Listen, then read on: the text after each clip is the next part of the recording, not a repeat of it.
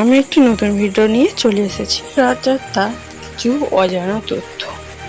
সানযাত্রার পরে নিভৃত বাস থেকে বেরিয়ে আষাঢ় মাসের শুক্লপক্ষের দ্বিতীয়া তিথিতে রথে চড়ে দাদা বলরাম ও বোন সুভদ্রাকে নিয়ে মাসির বাড়ি যান জগন্নাথ দেব।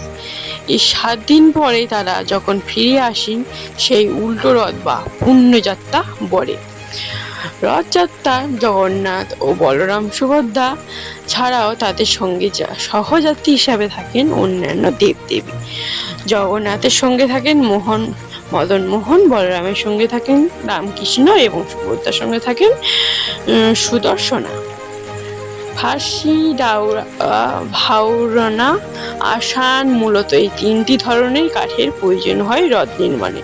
শুনে যায় পুরীতে রথের নির্মাণে 1100 বড় কাঠের প্রয়োজন হয়, যা 12 ধরনের কাঠ থেকে আসে।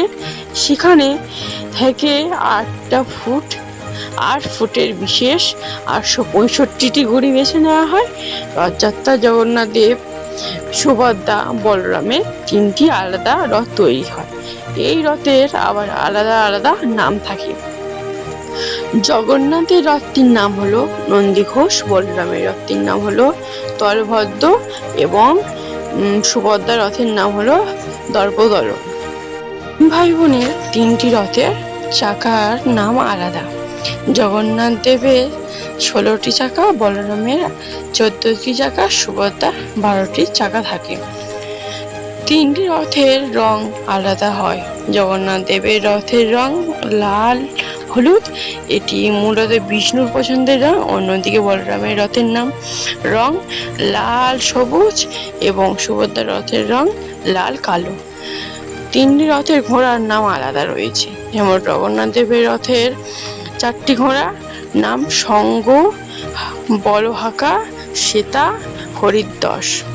আর বলরামের 4টি ঘোড়ার নাম তীব্র ঘোড়া, দীর্ঘসমা ও শরণাভ।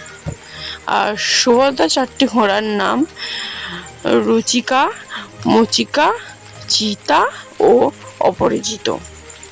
ঘোড়ার রং বিভিন্ন ও জগন্নাথের রথের জন্য তাকে সাদা রঙের ঘোড়া, বলরামের রথের জন্য কালো, সুভদ্রার রথের জন্য লাল। এবং জগন্নাথের, বলরাম ও সুভদ্রা 3টি রঙের সারথীর নাম মাতালি, দারুকা, অর্জুন। পুরীর রথের জগন্নাথ মহাপ্রভু দর্শন খুবই শুভ বলে বিবেচিত। রথ দেবার জন্য দেখবার জন্য ফ্রি বছর ভিড় ও জমান লক্ষ লক্ষ ভক্ত দর্শনার্থী। এটা বিশ্বাস করা হয় যে কোনো ব্যক্তি যদি রথযাত্রা পূর্ণ নিষ্ঠার সঙ্গে অংশ নেয় তাহলে জন্ম মৃত্যু চক্র থেকে মুক্ত হয়ে উঠতে পারেন তিনি। জয় ভগবান জগন্নাথ।